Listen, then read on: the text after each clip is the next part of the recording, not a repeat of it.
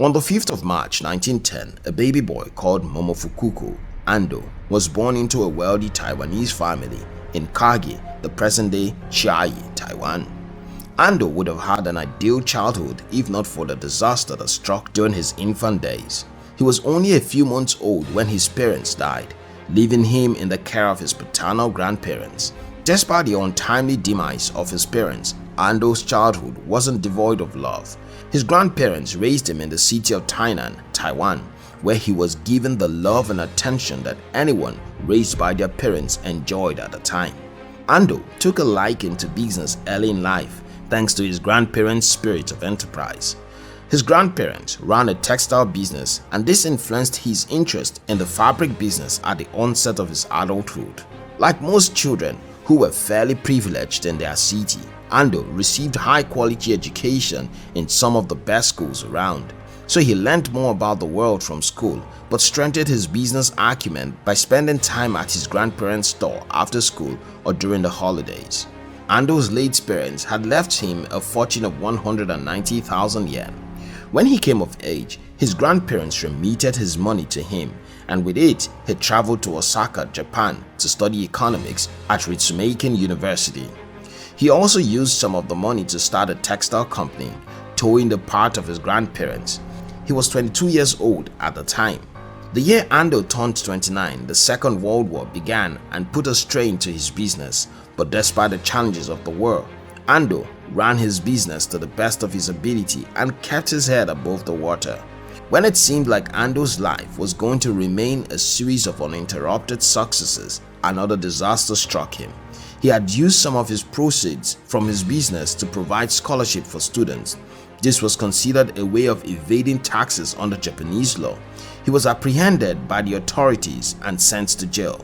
During his jail term of 2 years, Ando's business did not have sufficient supervision, so it crashed and he was left with nothing. By the time he got out of jail, there was nothing for him to hold on to and life seemed bleak for him.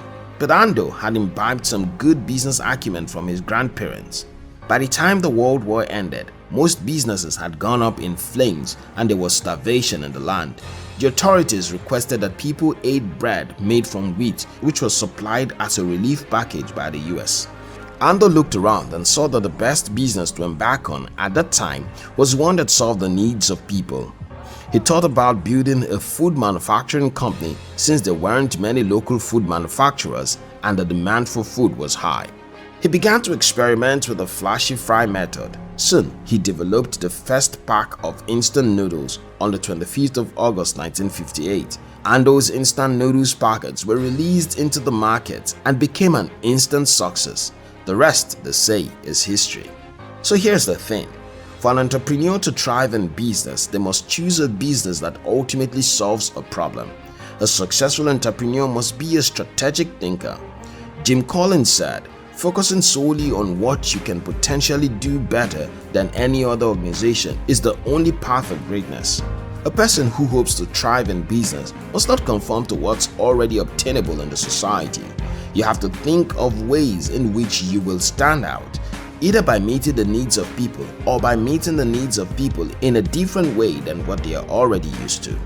General George S. Patton Jr. said, "Good tactics can save even the worst strategy, but bad tactics will destroy even the best strategy." An entrepreneur who hopes to grow their business must make practical decisions and not idealistic ones. Jack Welch said, "Strategy is simply resource allocation. When you strip away all the noise, that's what it comes down to." Strategy means making clear-cut choices about how to compete. You cannot be everything to everybody, no matter what the size of your business or how deep its pockets. Momofukuko Ando succeeded because of his strategy. He first discovered what the people needed, then outdid other manufacturers by producing something altogether new and refreshing.